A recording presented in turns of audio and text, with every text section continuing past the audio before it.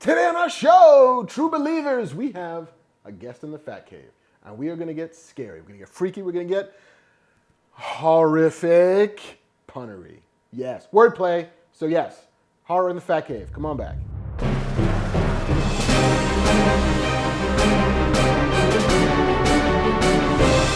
Hello and welcome back. I have a guest in the Fat Cave. Look, this is Clarke Wolfe, my friend Clarke Wolfe. Tell us where we might have seen you before, Clarke Wolfe, or where we can find you after you dazzle people here today. Well, you can find me getting cocktails at the bar. And you can find me, I'm the host and showrunner of Collider Nightmares on Collider Video, which is a weekly genre show where we talk horror, sci-fi, fantasy, and movies, TV, comics, games, all kinds of fun things. Excellent. Now, I met Clarke through horror. We were both on a DVD video junket for Dracula Untold, which is horrifically bad. But Universal decided, hey, let's take a bunch of journalists to Romania because Dracula and Romania. Oh. Yes. And I think on that trip, I might have confided to you, or maybe later, because we have since become friends, that I'm a pussy and I don't really like horror. And she is like the biggest horror fan that I know. So given that we are cresting our way into Halloween, where people are beginning to choose for themselves what kind of horrific movie marathons they're going to have, I want to have a discussion about horror and find out, A, why am I such a pussy? And this, we might need a couch and therapy for that. But also what I've been missing, because I have not tuned into horror in a while. And I realized that like some of these things have been both big and good. And we're going to have a little discussion, I think, about the differences between the kind of horror that I like and what she likes, and where we are and what you can do. And our top 5. Each of us will have a top 5 of our favorite horror movies. So, I'm a wimp. I am. I hear you say this, but... You hear me say this. And I'll tell you why. Because when I was a kid, the horror that I kind of fell in love with was the horror from the 80s. Like, I'm an 80s kid. So it was a lot of Nightmare on Elm Street, a lot of, you know, like Halloween sequels, Friday the 13th, Evil Dead and Evil Dead 2s. And those were movies that, at least to me, were more about like both mood and a little bit of humor. But the jump scare, the manipulation of horror is what I chafe against. And I do that in almost every movie that I go to, in every kind. Like if I see a director who is doing something specifically to elicit a response that I don't feel is earned. And Spielberg is as guilty of this as your average horror director, where he does a thing that will make me cry. And I see he's doing it. Like, Color Purple is nothing but him, like, just pulling my tear ducts and making shit fall out of them. And I kind of don't mind it sometimes, but I resent it all the time. And I don't enjoy the feeling of being, like, keyed up and hyped and tense. And then when I can see all of the, like, all right, she's looking in the mirror. She's going to open the mirror. Boo! Or like crazy music stabs. Like when I can see the articulation of that, it's when I begin to like, come on, guys. Really? Yeah. Really? And so I fell out of it because I started to resent going to movies and feeling like I was going to have a heart attack. Am I wrong in thinking that that's a lot of what modern horror has become? Well, I mean, especially if you're going to say that you like slasher movies, I don't think that you can hate on jump scares as such. But no, I take your point. And I think that, you know, what the slasher boom in the 80s did, I think, is make studios very aware that teenagers and young people were going to pay big money to go watch real cheap horror movies. So people began equating horror with slasher movies in the 80s because slasher movies were so financially successful. And I think that, you know, with the jump scare, look, I think most people resent the jump scare because at the end of the day, it's not earned. But to use your Steven Spielberg example, he's got a couple of the greatest jump scares ever in Jaws. You know, whether it's Ben Gardner's boat and his head popping up. And my dad tells a story about when he saw it. My dad's like a big guy. He's like a former football player. And he was sitting there with Hawaiian Punch and the head popped up and he threw his Hawaiian Punch like right behind him. You have that and you have the shark jumping up, you know, when Brody's chumming out in the water. So, you know, even Spielberg has done the jump scare. But I think that when you take an example like Jaws, that is earned. Another great example, which is more recent, is something like The Conjuring. You know, I think James Wan, with that film, showed some incredible directing, but he earned every scare that he gave you. And truthfully, there weren't a lot of empty ones, right? Because I personally don't mind a jump scare if it yields something. If something pops out at you, but it actually delivers, well, that's one thing. But if something, the cat jumps out just to scare you because the filmmakers are lazy and there isn't anything. We don't have any story here, so cheap scare. Exactly. Then I think that that's fair to resent that. But there has been, in the 90s, of course, you had this rebirth of the slasher movie. Wes Craven essentially, and Kevin Williamson with Scream, essentially tearing it all down and building it right back up again. And then in the 2000s, you had the Paranormal Activities of the world, the found footage, the ghost films, but then you also had the term that I hate, which is torture porn, which I think is what you might be alluding to. I do not like viscera for viscera's sake. Yes. And I feel like there are moments when I had my big schism was like when the first Saw trailer came out, and I was like, oh God, this is a beautifully done trailer. I do not want to have seen this movie that would have given me those images in my face. Yes. And I absolutely understand why you resent the term torture porn. Right. Because it is both reductive and also a little bit uncomfortably sexist and it's all of those also dismissive. things. You know, it's just like, that's just this thing, which horror has always brushed up against as a genre forever. Right. So. Yeah, but like that was I don't need to see that. And then like Human Centipede comes out, like, I definitely don't need to see that. No one needs to see Human Centipede. I'm just going to put that right out there. Yeah, I totally get what you're saying. And, it's an interesting thing because, so the reason that I got into horror in general, I was a film student in college and I studied political commentary and horror and sci-fi. And I think that horror and science fiction have always been an examination of a culture, right? They can be at their best. Sometimes it's just slash and burn and it's boobs and it's blood and then you're making a buck. And that's fine too for certain people. No one's judging anyone's cinematic tastes in that regard. But the thing that got me into horror and made me become a huge fan of the genre and love the genre is that what scares a culture and what actually becomes popular in a culture at a time and what they're afraid of says a lot about the people of that culture. And so, you can look back at, one of Wes Craven's most brutal films, which I think you could arguably put in that torture porn category, is Last House on the Left. But what is Last House on the Left? Well, it is an exploitation film, certainly, but it is also a remake of The Virgin Spring. And it is also a strong statement against Vietnam and the violence that people were seeing coming home and seeing on the news. And Wes was very intentional when he made that film, but a lot of people looked at it and said, oh my God, this is horrifying. Right. So with the 2000s and the aughts, what were we seeing happen? Well, in Western culture, a lot of Western countries, the United States included, were involved in a war, right? And there was torture being shown on the internet, on YouTube.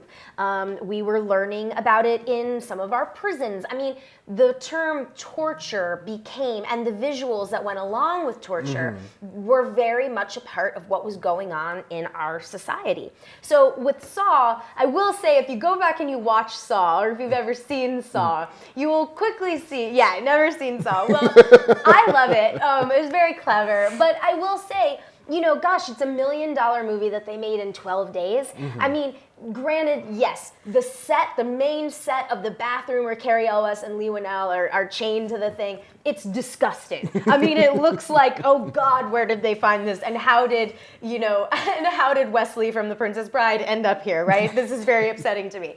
But I will say that so much of what they do is in hyper editing and is in set design and is in this, the trap design, but you see very little. And that's something that I've always appreciated about James. And as he has progressed as a filmmaker, he has shown more restraint. But I think when you go back and you watch the first Saw movie specifically, it's not all there on the screen. Now, I will say with The Hills Have Eyes and Alex Aj's Hills Have Eyes and Eli Roth's Hostel, those are two that often get lumped in the torture porn as well. But I would argue, I love both of those films. And I don't like watching people be harmed and maimed for fun. That's not my idea of kicks, but we sure about that? but I do think that both of those movies have a major statement to make. Whether it's Alex Aja's Hills Have Eyes taking a nuclear family into a desert where the American military has messed up their life, and now, hey, maybe they're a little angry.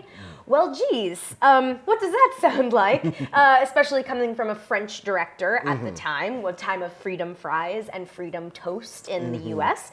And then with Hostel, it's a similar thing. It's xenophobia. It's the idea of these Americans walking into Eastern Europe. They're entitled. They do what they do, and then, maybe we're going to pay a little bit of a price there.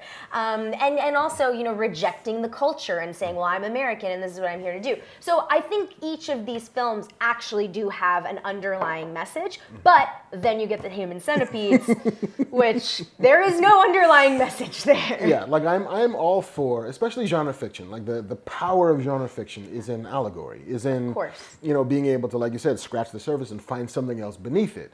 When it's great, like it's the thing that it's the putting cheese on top of broccoli. Totally. It's the I'm going to get my message to you in a way that you don't mind because Right. it's covered in fucking cheese. And in this case, the cheese is nudity or gore or action or explosions sure. or all of that stuff. I just and I realize that this is a failing of mine. I'm not saying that I don't like it because it's bad. I'm saying that I don't like it because I'm a wimp, and I'm often not willing to confront that to get to the message beneath it. Totally.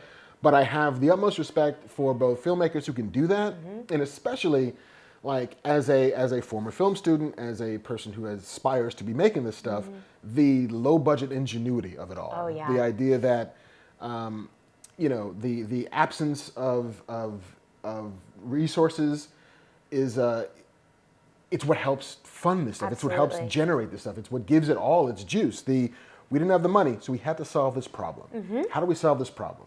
And then that solution often becomes way more interesting than the we threw money at it. Absolutely. Like the we threw money at it answer is never the right answer. It is always the, I guess they made another Godzilla movie. Why? Because they had the money. So Matthew Broderick is in it, and we got Diddy to do a theme song, and it'll be awesome because we threw money at it. I totally had that soundtrack, by the way. I mean, Just saying. yeah. Just saying. I could maybe rap Come With Me right now, Wow, but we'll don't- save that. yes. That's not for now. I don't need the wallflowers doing Bowie. I'm good without that. So, given the spirit of where we are, Yes. We figured that we would both give my top 5, Yep. coming from a particularly wussy angle, and her top 5 coming from I'm all up in this shit and I understand how it works, and I've dabbled and sampled and become an expert in what horror is today.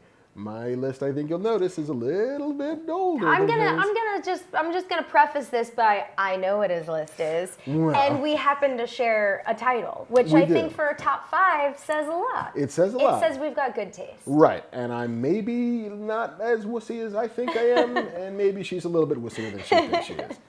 So, top 5. What is your number 5? Well, okay. I mean, this is like asking me to pick children. I mean, you realize I have this top 10 that is fluid, so it's so hard for me to rank them. How about this? I'm going to say I don't have a favorite. Okay. But These are in no particular order? In no particular order. Okay, But I mine are will in throw order, out there, so I mentioned it before, Alex Aja's The Hills Have Eyes is in my top 5 favorite horror films of all time. It was, and I've told Alex this but when I've had the chance to meet him, it was, as a student, you learn about, okay, well, this is what Romero was saying when he made this, or this is what Craven was saying when he made that. And there's this angst and there's frustration that's tied up in the genre. And for me, as a college student watching The Hills Have Eyes in the theater, I got it. That was because I can look back retroactively and go, oh yeah, I know what this means. But for me, seeing The Hills Have Eyes in the theater, I was just like, this is how angry I am. This is how frustrated I am. This is everything that I want to say. And I rewatched the film this past weekend, actually. It is unpleasant. But I still love it. So I'll throw out there Alex Aja's The Hills Have Eyes. Okay, my number 5 is not traditionally seen as a horror movie. But the thing that it does for me is it's a thing that I find to be, not to say coin of the realm, but super important in almost any movie you talk about. But it conjures a mood. And the mood that it conjures, and there's a beat in it that is maybe the most horrifying thing I've thought of before or seen on screen, but it's Seven. It's David Fincher's Seven. Love this movie. And it is so much about mood. It's so much about getting in the brain space of John Doe. But there's a sequence where John Doe is again, in case you haven't seen the movie, what's your point? Why are you here? But in case you've forgotten the movie, Kevin Spacey plays John Doe, who is killing people throughout this LA scape. In the manner of the Seven Deadly Sins. And he gets to lust. And lust is the one that fucks me up because you never see anything. What you do is you come into this like interrogation room and Leland Orser, I think, is behind the table. He's like sweaty and like shaking and like he's wearing like a cop's overcoat because he's got some bondage gear on underneath that you can only see kind of like sneak out every now and again. And all he keeps saying is, he strapped it on me and he made me do it. And you don't know yet what that is, but you realize that there's a dead body somewhere and you realize that he had to do it. And the only thing that you get, the only clue that you get is a Polaroid that's only on screen for like 3 seconds of the thing that was strapped on him. And that fucked me up. Yeah. Just the idea that, like, we never see the act. We never see what happens to this poor woman who is the subject of this act. We never see any bodies, but it's just in our heads. We do the work. The power of suggestion. Yes, like we are active participants in the story, and it's a thing that comics does incredibly well. Like comics is all about the space between panels. It is the reader giving themselves over to the story and filling in those blanks. And that is one big awful blank for you to have to put in your head and keep there. Yeah. And that is the kind of thing where I'm like, oh God, that's so frightening. It's insinuous. It works your way into your brain and it stays there. It's the head in the box at the end of that movie. Like that's a frightening image. Which you never see. You see like there's like this much of a frame Right. of Gwyneth Paltrow's head in a box. Spoiler alert. Whoa. Now, like almost 20-year-old spoiler alert, but yes, it's the Gwyneth head in a box movie. And you see so little of it, but it registers and it sticks with you and you understand it. And that's the kind of like, oh, you're in on it. Yeah. Like you're now complicit in this story and you're helping me freak you out. That's why I love that movie. And that scene bothers the shit out of me, even to think about it, because it's so awful. Yeah. It's really upsetting. And Fincher's that sneaky genre kind of guy.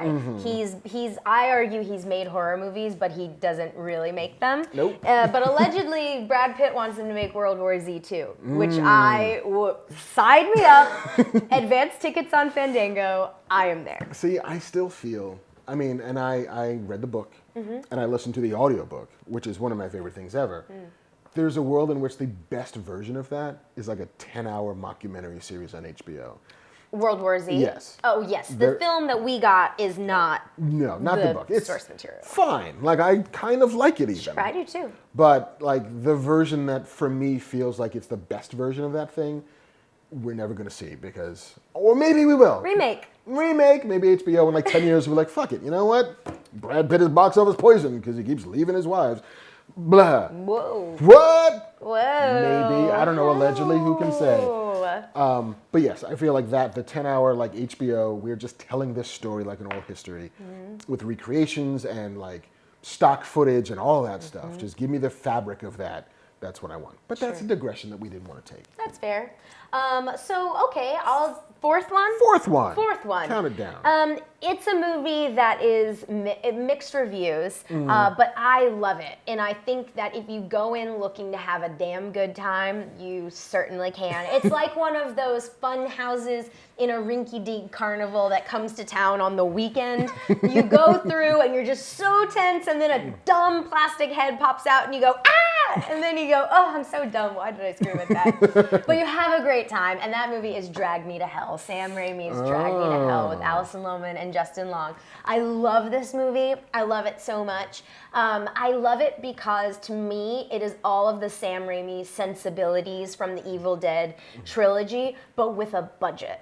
He has a budget, and he gets to make this studio movie, and it is weird, and it is quirky, and honestly, the truth is, I really identify with Alison Lohman's character.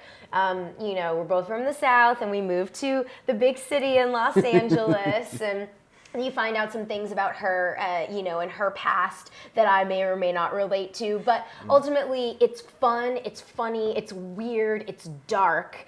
And it's Sam Raimi just being Sam Raimi. And I really love it. So Drag Me to Hell is one of my favorites. Yeah, I love that like Sam Raimi with a budget making horror is still just like $24 million. Totally. Like it's not like, oh no, we gave that dude like Michael Bay money to make a horror movie. It's like, no, you've got enough for like good craft services. Exactly. And like real cameras and maybe a Steadicam. I don't know. Okay, my number 4 Yes. is it keys into my desire to both love story and then take story apart in the middle of it. It's Drew Goddard and Joss Whedon's Cabin in the Woods. I love this movie. I saw this. This was probably the most recent horror movie that I've seen, and I saw it only because I had to. Like for work, I was interviewing Drew, and they're like, "Well, you have to come see the movie." I'm like, I don't wanna. Like, you have to come see the movie. No, you got to talk about the movie. Can I talk about Buffy? Right. I'll talk about Buffy for like an hour. Can I talk about literally anything else? Yes. Like, no, it's for Cabin in the Woods. So I saw this movie, and was on fucking edge the beginning of the entire time. Like I had no idea what to expect from this film because it presents as if it is just a straight up Cabin in the Woods movie. But it slowly works your way into it, and you begin to see it acknowledging what it is, and then taking it apart while still being what it is. Like I've never seen a movie do that before. Like be both itself and its commentary on itself at the same time. And by the time you make it to the end, it is both horrifying and suspenseful and hilarious and really like knowing of what it is. Yeah. And then it also has the balls to have the ending that that movie should have. Not going to spoil that one because you can totally watch that on like Netflix or Amazon Prime or whatever, and you should, and watch until the end because you would never have thought they would have done the thing they do at the end of that movie. Yeah. Which is the best. But yeah, I mean, I'm such a fan of both those guys. Yeah. Like I'm a Joss Whedon fanboy from like jump. Totally. So to watch him, especially because Buffy and Angel were so much about horror tropes, were so much about the final girl and the girl who lived and the blonde girl running from the vampires turns out to be the one who kills the vampires and all of that stuff. To see him just like swirl all of this into this nice like meat wad of joy and awesome made me so happy. That was a very controversial movie for horror fans when it came out. There was a huge pushback. Half of the audience loved it, and then the other half kind of said, fuck you, why are you making fun of us? Like, don't make fun of us to our faces. And I mean, obviously, I think if you get the movie or if you appreciate the movie, you know that it's not about that. It's not about having fun at someone's expense. It's about saying, we love this so much, but oh my God, it has to die and be reborn. We all know these things. Like, I'm with you, I'm there. Like, I know these tropes just as much as you do. We have to kill them. And I love it. I love Cabin in the Woods. I think it's fabulous. I think Chris Hemsworth is one of the most underrated, funny people out there. He's so good in this movie. Well, I mean, everybody's great in it, but yeah, that was a controversial one when it came out. Yeah, I mean, it very much felt like at least from Joss and Drew's perspective, the nobody picks up my kid brother but me. It's like, but we're also in this house. Oh, yeah. Like we love this stuff as much as you do. We're just both poking some fun at it, but being totally true to it. Absolutely. And you're right about Hemsworth. Like he reminds me a lot of like that jump when Schwarzenegger turns out to have been a pretty funny guy. Sure. That you never would have. Oh, in that package, why would you have a sense of humor?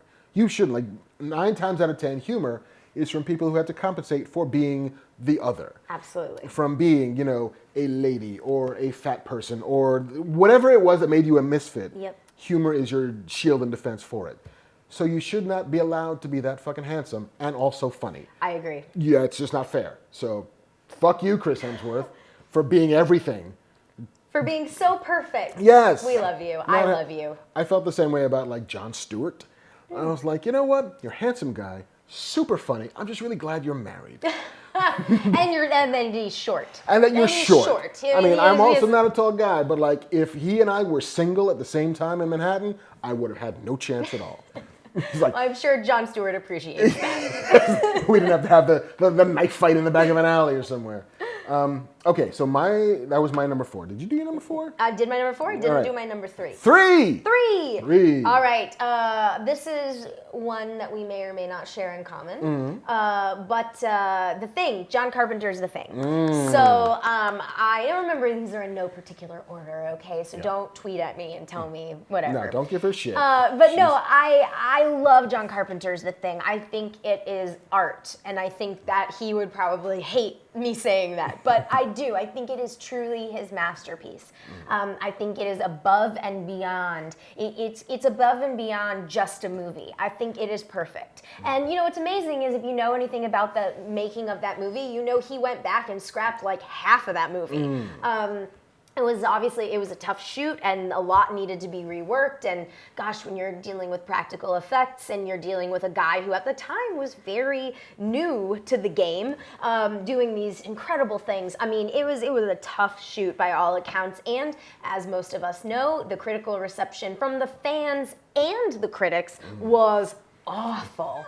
I mean, I did a piece on this a couple of years ago where I researched the response to The Thing, and boy, I mean, usually, especially with genre, at least one person gets it, right? Like one person from a major outlet, even if they're the lone voice, they go, nope, there's something here, this is special, whatever, I stand alone in this, you know, in my authority. Right, like, that's the dream of the cult, is that, like, nobody likes it, but somebody loves it. Totally. And boy, did that not happen. And that didn't happen with the fans either. The fans hated it. And Carpenter, to this day, he talks about it openly. He's never forgotten it. And it still, I think, devastates him to this day. And rightfully so. He made a masterpiece that people just did not accept, but I think it's fabulous. I think it's brilliant. I think it's smart. I think the effects are great. I think the actors are great. The cast is great, and I can't say enough good things about it. Okay. I will not say anything about it because it's also on my list, but I'll get there later. We'll get to that. We'll get to that. My number 3 is, it is one filmmaker's best movie he's ever made. And it's also really on in his making of the movies bit. But it is Zack Snyder's remake of Dawn of the Dead. I love this movie. I was not that big a fan of the Romero zombie movies. I appreciate the fuck out of them. Yep. Like, for what they were. I mean, especially like, Night of the Living Dead, and there's a black protagonist at a time where there were no black protagonists who were able to function on the same level as everybody else. And the original Dawn of the Dead has a lot to say about sort of commercialism and the 80s running rampant in America and the material objectives and all that stuff. But there's a sense of humor to Zack Snyder's thing, and much of that comes from James Gunn's script. Much of it comes from the actors he got to do the piece.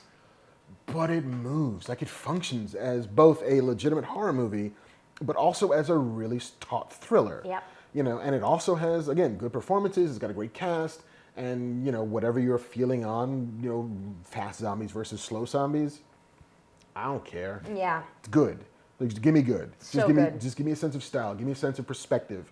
Give me both a control over the word and over the vision, the visuals that Snyder would never again give us on screen. Like, that seems to be his best movie so far. Well, I think the script really helps. Yeah. That script is a great script, and James is not only a fan of the original source material, but of the genre. So I think that, the team up of an incredible visual style with an incredible understanding and execution of the genre and the writing is a great combination. Like, Snyder is a shooter, and he shoots the shit out of this. And because he's got enough to work with, it all holds together. And it's also not overwhelmed by visual effects. Yeah. Like, most of it is practical. There's a couple of like, oh my God, they're in an RV and they're surrounded by a sea of zombies. Yes, there's CG in that. I'm sure there's CG in a lot of the movie. Yeah. But it doesn't feel like there is, and I'm much like, like Drag Me to Hell. They had money, but not that much money. No. Like, if they had $40 million to make that movie, I'd be surprised. Oh, it was probably in the 20s. It was probably way less than that, yeah. But I just remember going to see that movie, like, I was working for Entertainment Weekly. A critic was reviewing it. It was like a Tuesday night at 8 o'clock. The magazine went to press on Tuesday nights. Oh, wow. So I was just going to go with her because I would have to wait for her to come back and write the review anyway, and nothing else to do. I'll fucking go see a movie. Fine, Dawn of the Dead, I don't give a shit. And loved it. Yeah. Just entranced by this movie. And so for people like myself who are total wimps, I still say that will do you just fine. Absolutely. I think that's a great choice. Everything is earned.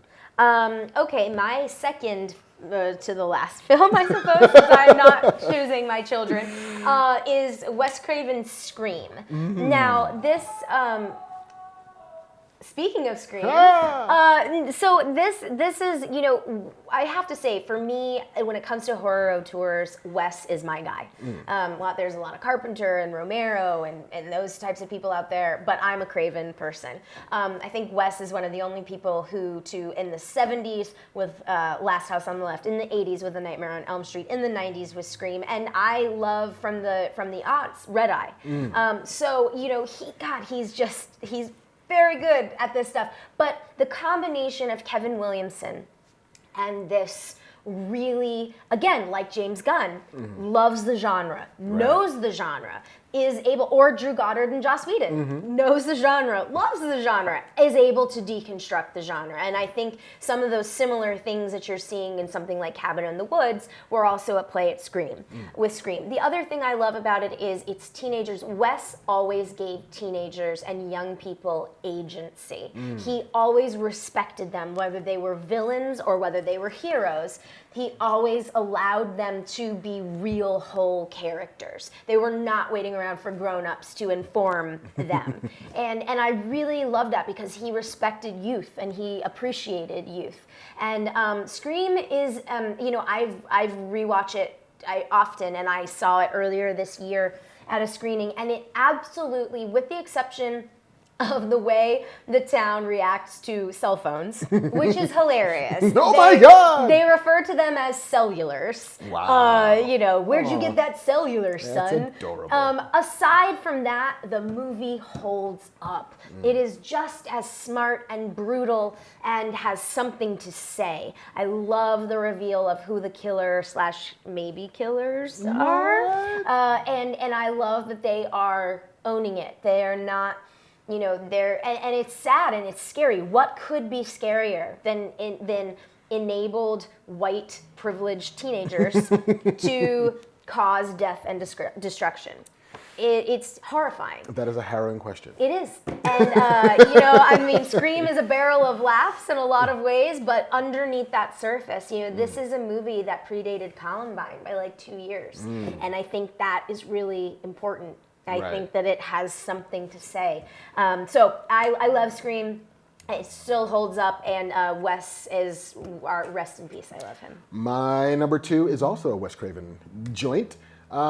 It is one of my formative cinematic experiences. Like, I never saw it in the theater because I was too young for a rated R movie, but I worked at a video store when I was like 9th grade or so, like riding my bike to go like put titles on shelves at a mom and pop rental store, and I took home Nightmare on Elm Street, which was probably a mistake at 14, was not ready for that, but it was the first time that I'd seen a movie that engaged the thing that could be unseen. Yeah. You know, the thing that we all share. Like, that's the genius of that movie, is that it finds the thing that's universal for all of us and finds a way to make it betray us. And we're supposed to be safe when we go to sleep. Yeah. We're supposed to be, especially when you're in your parents' house, when you're with friends, when you're wherever you are, that is supposed to be where you have control, but you absolutely fundamentally don't. Yeah. And I love that movie just tears that apart. I love like just some of these visuals that, again, with no money, I'm going to reach through the wall and I'm going to come to the club through the bathtub, like just simple fucking shit that we had just never seen before, that are like elemental and primal. Like that's what that movie is for me. That movie's primal. Yeah. And you cannot logic your way out of something that's primal. Like, even though the movie will eventually find a way to logic your way out of it. But it's also the ingenuity of a teenager. Right. You know, there's no adult saving them. In fact, the adults are the fucking problem.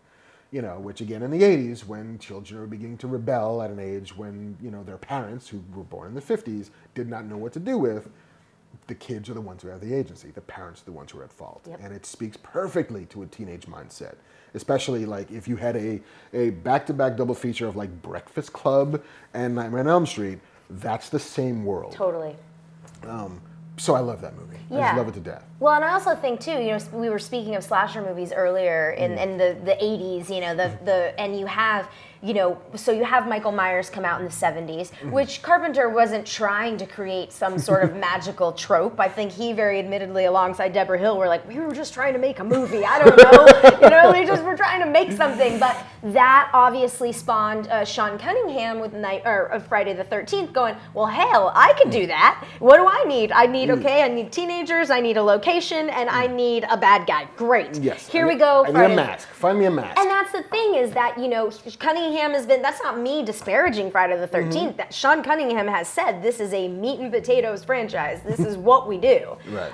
But I love Nightmare on Elm Street because it comes along and says, okay, I'm going to do that same thing, but I'm going to introduce mythology and lore and brains into all of this. And I'm not saying the others don't necessarily have brains, but this was elevated. This was an elevated slasher film, and Nightmare on Elm Street will always be my favorite of the big slasher franchise. Gotcha. Okay, before you do your not number one pick, Yes. were there any honorary mentions that you wanted to just many. give shout outs to Yes. in the middle of the ether? I could do this all day, but I'll shout them out very quickly. So Eli Roth's Cabin Fever, I love. It's funny and gross and awesome. David Cronenberg's The Fly, I think is absolutely fabulous and brilliant.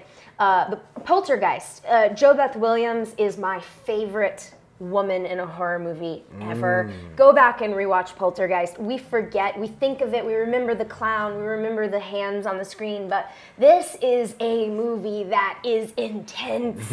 And if you have a family, if you have kids, I don't, but God, I feel it, my maternal instincts kick in, and Jo Beth Williams is the star of this show, and we never see that in horror movies anymore, and I wish we saw more like that.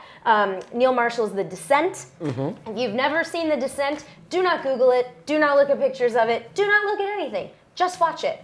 Trust me.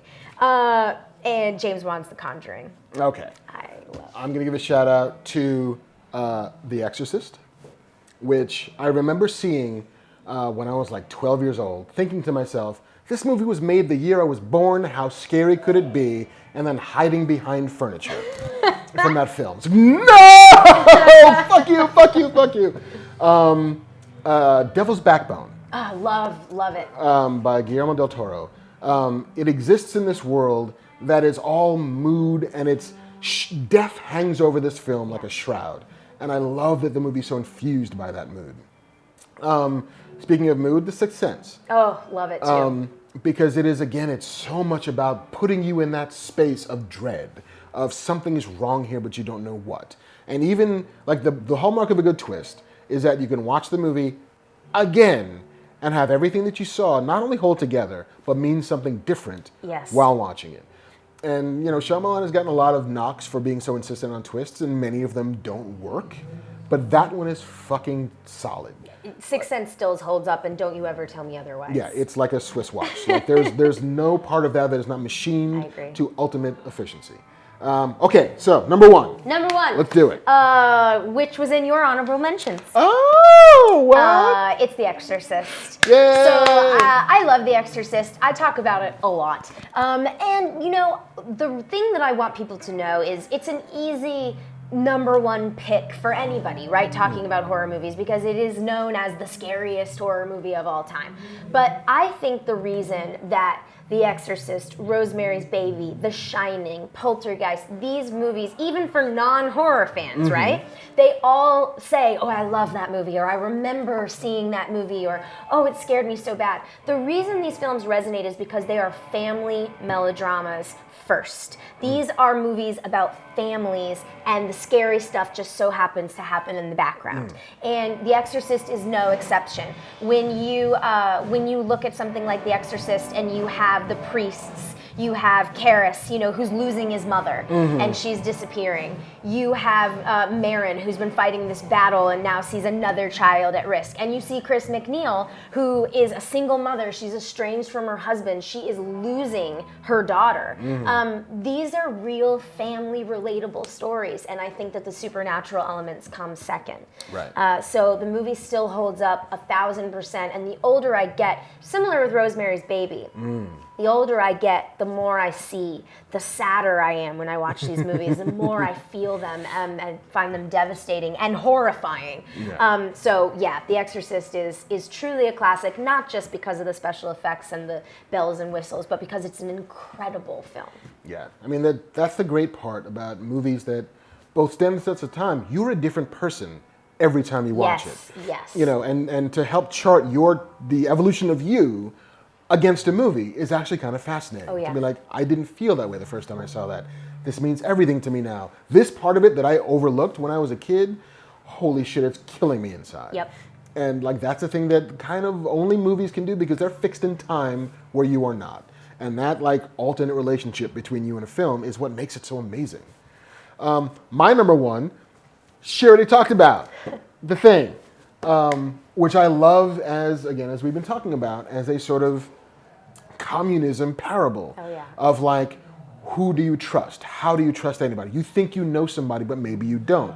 It still holds together today in a world where we're talking about vetting people for like religious sort of authenticity. When we're talking about building walls to keep people away, we're talking about domestic terrorism. How do you know if you can trust the person that you think you've known forever? How do you test for that? And what the ramifications of if you get it wrong. And it's beautiful. It's so well done. And it's just nothing but tension. It's nothing but like stretching and snapping. That's what that movie is. It's like all of these long and then pow. What's going to happen? I think that dude's head just ran away. Like it's beautiful that way. Like it's a precision piece of structural dynamics. And to get to the end of that movie and to not know how that movie ends is awesome. And people say that there's a give with the breath and whatever. Doesn't hold up, guys. Nope. I'm sorry. You will never know. You can make your own theory as to who is what and what the real and whatever, but the breath argument, I'm knocking it down. Totally. It's not real. And be thankful that movie was made when it was made, because if it was made today, there'd be 4 more things that would just answer questions you don't need answered. And didn't we see that with the remake? Yeah. Even the attempt or prequel, in the attempt to use practical effects, they just got CG'd over anyway. Yeah, like just sometimes a thing is its perfect version of itself. I need no more, I need no less. I don't want to know what happens tomorrow. Just give me today. Yep. All right, listen, I think the band is going to kick us off. So we had a blast talking about horror. I'm so glad that you could join me today and help fill the void left by Kevin while he's off making Supergirls happen. I'm happy to support Kevin, to fill in for Kevin as he's going to make one of my favorite shows. Yay! Love Supergirl. Where can the people find you on the internet? You can find me at Clarke Wolfe, Clarke with an E, Wolf with an E on the internet, and you can find me on Collider Nightmares every Tuesday at 5 p.m. Pacific Standard Time on Collider Video's YouTube channel. Woo! I'm Marc Bernardin. This has been another episode of Fat Man on Batman. Come find us, smodcast.com for the audio, youtube.com/Kevin Smith for the video. We'll see you soon.